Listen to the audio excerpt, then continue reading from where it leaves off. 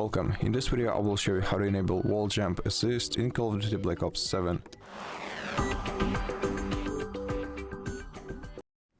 First, open settings by pressing the gear icon in the top right corner of the screen in your main menu, and then select keyboard and mouse option on the list. In this menu, select movement tab by clicking on it, and then find the wall jump assist option right here.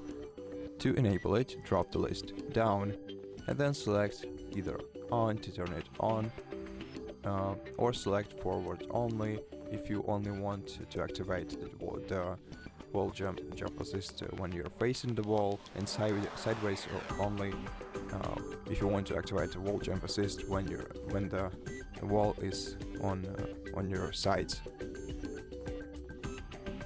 And that's it. Once you leave this menu, the changes will be applied. So thank you for watching this video.